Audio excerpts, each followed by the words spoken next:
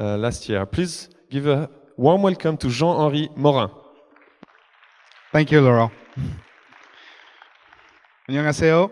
It's good to be back. My Korean is very limited, but I'm going to speak English. So, the only problem I have here is that the topic I'm going to talk about has not really made it to be fun yet. I mean, it's been pretty, a disastrous area.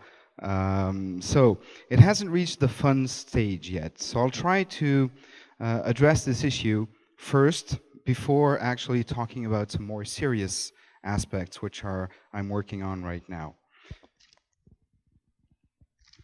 So I'd like to start with this comic strip. This is a Swiss-French humorist.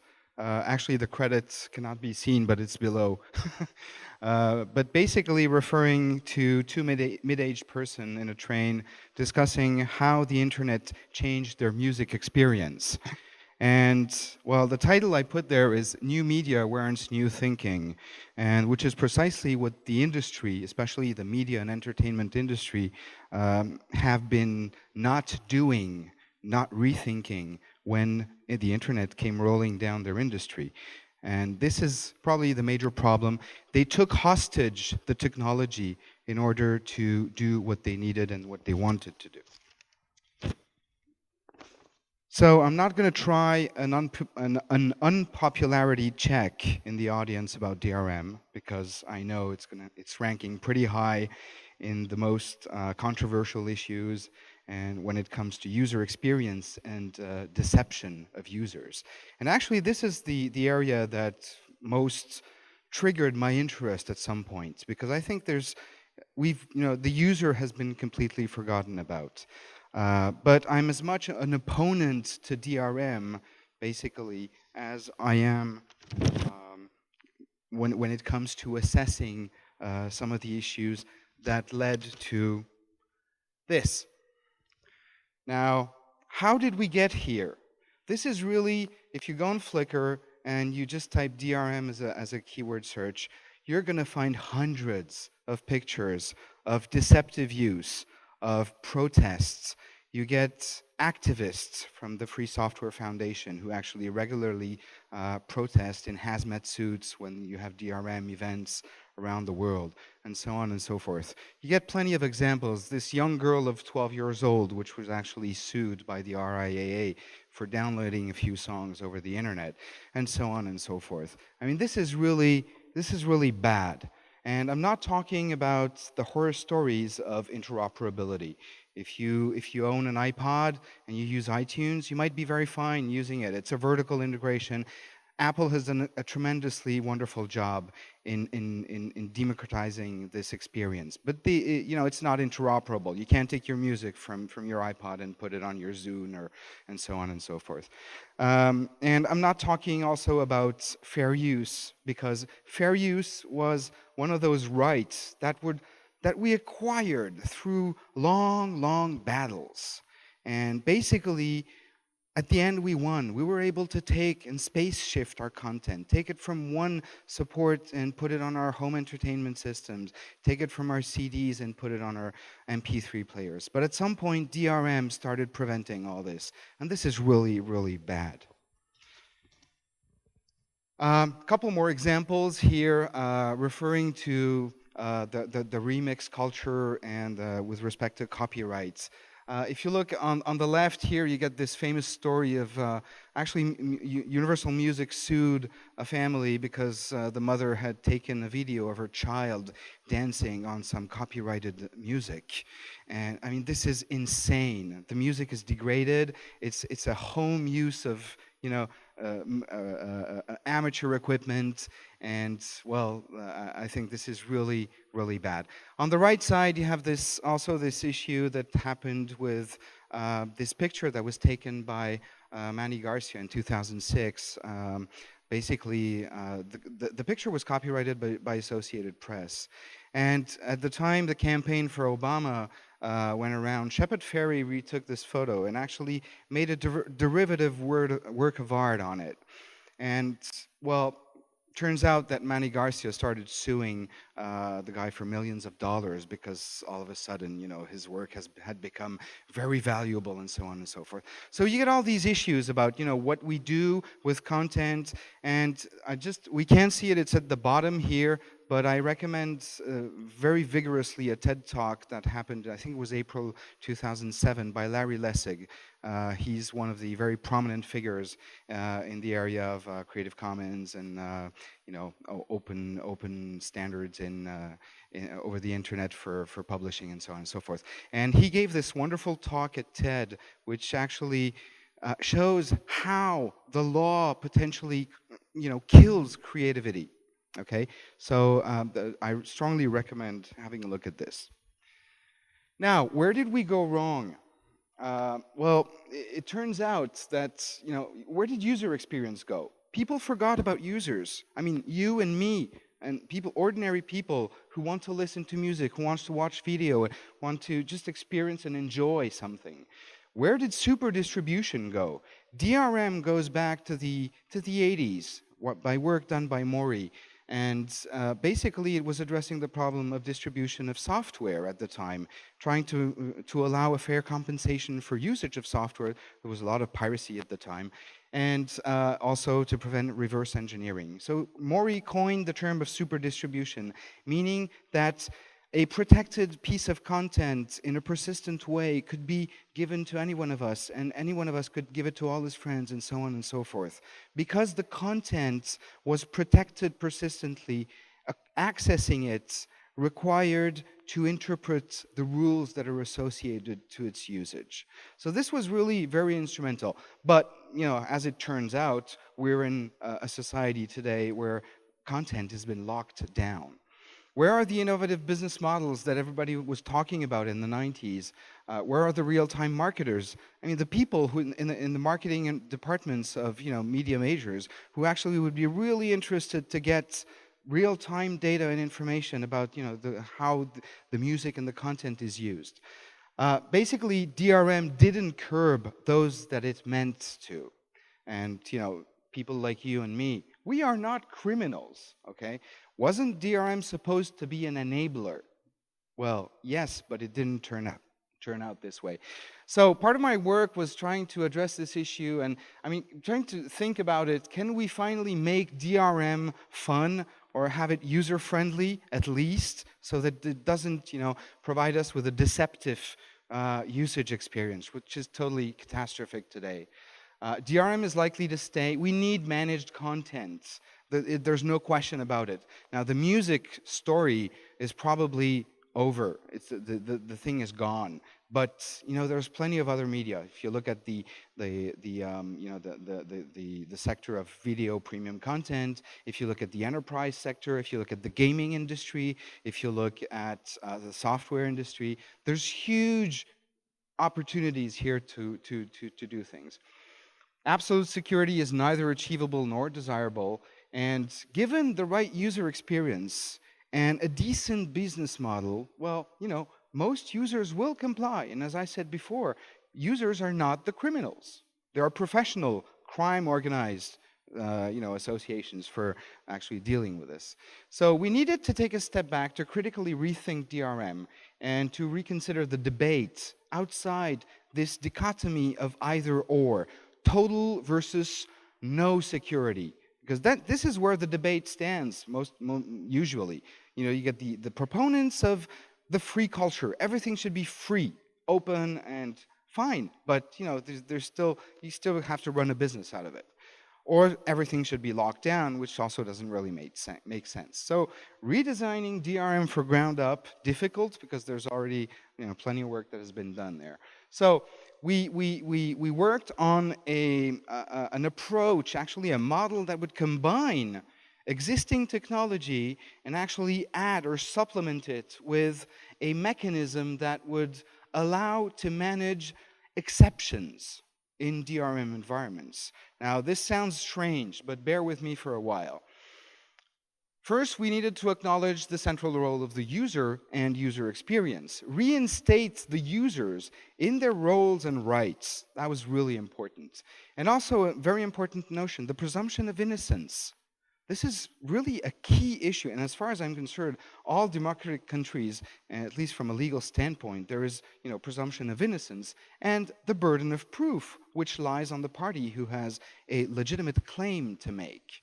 Right? Now, there's another piece of work that was instrumental in the background of this. This is the copyright balance principle as put forward by Felton. Basically, this principle states that lawful use of content should never be prevented by any DRM system. Lawful use of content. So if you think as an individual that you are in a lawful situation of usage, you should not be prevented from using your content by any DRM system. So we put the trust back into the hands of the users, reverse the distrust assumption. So this is really key. DRM systems postulate distrust. Now we reverse this, and we basically try to find a model where we a priori trust the users. But of course, this requires a major paradigm shift. So, mixing water with fire, talking about exception in DRM environments, well, not necessarily, actually. And basically, we by reversing this distrust assumption, we put the user in charge. He becomes a responsible individual of the society. He faces his responsibilities. Now, we allow users to make exception claims. So when they find themselves in a situation where they think they're in a legitimate usage situation, they actually raise this exception claim, okay? And this will grant them eventually a short-lived license based on a form of logging and monitoring. Now, we're going to use credentials as tokens given to individuals by, we are receiving a lot of tokens from our work, from our administrations, from our banks, and so on and so forth. So this is not really a problem. Credentials can be revoked. This is very important in case of abuse. In case you see that some user is repeatedly abusing the system, well, you have a possibility to revoke it. And this mutually acknowledged need for managed content while allowing all actors a smooth usability experience. So we developed this model basically around this notion of exception. A claim is made by a user who wishes to rightfully access and use the content. So I'm going to skip this. This is details you can find in some of the publications that are available. But just retain the idea that based on this claim and on your credentials that you actually deposit for potential auditing, further auditing, actually you are possibly granted, you don't need to circumvent the security, so to speak, okay? It's a way to go about it in a legally auditable way. Now, talked about the trying to get fun of DRM. Now, looking at some of the serious problems in social networking and services. I've been working on the idea of social responsible management of personal information. Now, if you think about personal information, basically, in many countries today, you have laws for protecting personally identifiable information, referred to as PII. And all these countries have legal frameworks for that. Now, in often cases, personal information, simple information, like your gender or your level of revenue, which is not necessarily identifiable information. It's just information for you, a picture that you have, a contribution to a blog, or so on and so forth. This is not really, identifiable information. This is just information, but it does, require some form of management. We increasingly share on social networks a lot of information, and you have this kind of blurring boundaries between private life and public life, or your work life and your personal life. So there's a legitimate concern here in terms of rights over our information, in terms of lifetime, how long should an information live?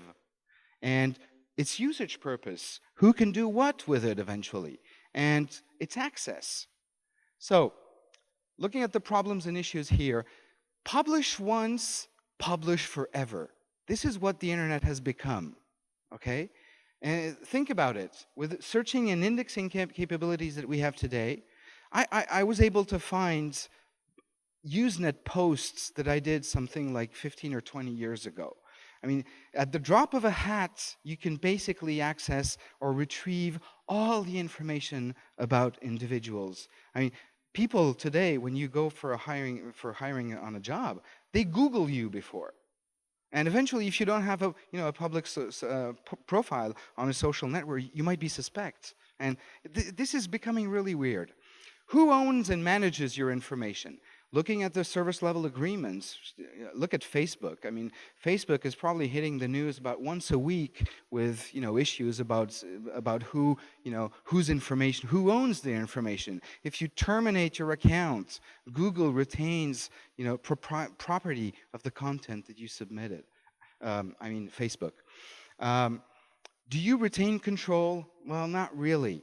And now all this is going to become much more important given the growing semantic searching capabilities, right? So what we could do today is going to be easier to do and more relevant as semantic searching capabilities evolve. I'd like to bring in this notion of the right to forget. This is really an important notion. The right to forget is a fundamental human right which today is threatened by the digital nature of information, i.e. the searchable nature of information, because it's digital. It's digital, it's searchable. Now, in traditional media, I mean non-digital media, you would have a situation where memory erodes over time. Okay? As time passes, basically, things become less relevant and they fade into the ethos. Now, this requires labor-intensive and cost-intensive work to go and dig. With digital media, this would actually require explicit human intervention to make forget, so to speak, the information. Okay? There's a lot of studies going on about these issues today about information management and social networking environments. So, second notion, which is very important, anonymity and privacy. Anonymity and privacy are fundamental to social networking today. It's not a bug, it's a feature. And actually, it's not being schizophrenic to actually need to use multiple personas. We have multiple situations in life. We work, we have a family, we belong to clubs, we go on, whatever, and we don't really necessarily want to share the same kind of information in all those different situations. Now, how do we deal with it in a way which is socially responsible, in a way which is ethically sustainable? Take, for example, the case of Korea. Korea has had a lot of problems with cyberbullying. I think you call this akple in Korea, and potentially leading to suicide of a very famous person based on negative comments on blogs. Now, the answer that was given to this was the real names law. What did it do? What are the consequences of the real names law? Basically, following the first month of its introduction, I think there were 100,000 fake IDs that were used. And today, most sites that have to comply with this law would actually be exported abroad. So this is pretty bad.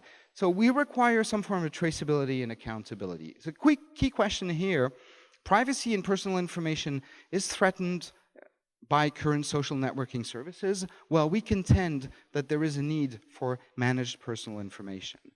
And so how can we retain an acceptable by all level of control over our personal information? The proposition basically is this one. Personal information should be augmented with a layer that would actually account for its management. A layer in terms of metadata. We already have a lot of metadata for content today. Okay, it would just be another kind of metadata dealing with these issues. And we argue that DRM, combined with the approach on exception management that I mentioned, talked about before, may be a very promising path in this direction. To conclude, can DRM go green before we all go dark? I think this is a very important question, at least in my world and in my area of research and interest. So if we might be able to address some serious, if we're able to go green with DRM, we might be able to address some serious societal issues while having fun on the way. I'd like to conclude with this. This is inspired by the Turing Award talk of Adi Shamir in 2002. Security is bypassed, not attacked. Remember this. Think about this. Basically, that's it. Just to make a quick comment, because we've been talking about connected devices, and I thought I'd rebound on this. I have this emerging area of work on kind of social services and networks, and combined with security and policy issues. Now, what if we had actually a device? It can be your iPhone, or it can be a device that you have, which would actually be able to monitor the level of exposure of your personal information. Now, you might have a little device like this that would actually vibrate or shake or glow, become reddish if you are exposing a lot of information.